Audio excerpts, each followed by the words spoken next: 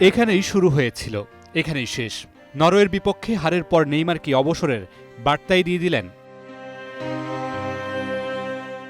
2010 সালে যুক্তরাষ্ট্রের বিপক্ষে প্রীতি ম্যাচ দিয়ে অভিষেক হয়েছিল নিউ জার্সির এই মেটলাইফ স্টেডিয়ামে। 16 বছর পর এক স্টেডিয়ামে জাতীয় দলের হয়ে শেষ ম্যাচ খেলার ইঙ্গিত টানলেন ব্রাজিলের সর্বোচ্চ গোল স্কোরার। নরওয়ের বিপক্ষে হারের পর কান্নায় ভেঙে পড়েন নেইমার। 4টি বিশ্বকাপ খেলেও সোনালি ট্রফিটা ঘরে তোলা হয়নি। যদি অবসরের ঘোষণাটা দিয়েই ফেলেন, তাহলে হলুদ জার্সিতে 130 ম্যাচে 80 গোল আর 58 অ্যাসিস্ট লেখা থাকবে তার নামের পাশে। আমি চেষ্টা করেছি, সত্যিই চেষ্টা করেছি। এখন সব শেষ। এখানেই আমার শুরু হয়েছিল, এখানেই শেষ হলো।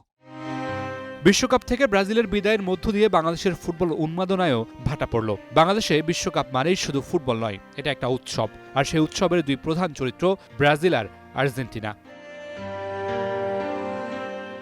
4 বছর পরপর দেশের অলিগলি, ছাদ, মাঠ, সামাজিক যোগাযোগ মাধ্যম সবখানেই শুরু হয় এক অন্যরকম যুদ্ধ। ব্রাজিল আর আর্জেন্টিনাকে ঘিরে চলে তর্ক, বিতর্ক, খুনসুটি আর অসংখ্য স্মৃতি তৈরি করার গল্প।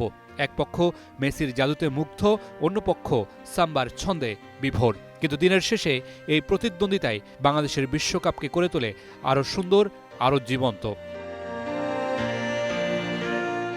কিন্তু এবার ব্রাজিলের বিদায়ের সঙ্গে সঙ্গে যেন সেই চিরচেনা খুনসুটিরও ইতি ঘটল।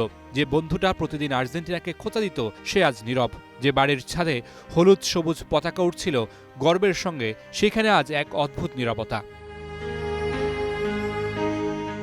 কারণ প্রতিদ্বন্দ্বী হারিয়ে গেলে জয়ের আনন্দও যেন কিছুটা ফিকে হয়ে যায়। ব্রাজিল আর আর্জেন্টিনা শুধু দুই দল নয়, তারা বাংলাদেশের কোটি মানুষের আবেগ, শৈশব, বন্ধুত্ব আর স্মৃতির অংশ। রাত জেগে বন্ধুদের ফোন করে খোঁচা দেওয়া হবে না, পাড়ার মোড়ে সেই পুরনো তর্কও হয়তো আর জমবে না। কিন্তু একটি বিষয় কখনো বদলাবে না, বাংলাদেশের মানুষ ফুটবলকে ভালোবাসে, আর সেই ভালোবাসার সবচেয়ে বড় গল্পগুলোর নাম সবসময় থাকবে ব্রাজিল ও আর্জেন্টিনা। বিদায় ব্রাজিল, তোমাদের বিদায়ে শুধু একটি দল নয়, বাংলাদেশের বিশ্বকাপ উৎসবেরও একটি রং যেন ফিকে হয়ে গেল। Mamunur Rashid, star play.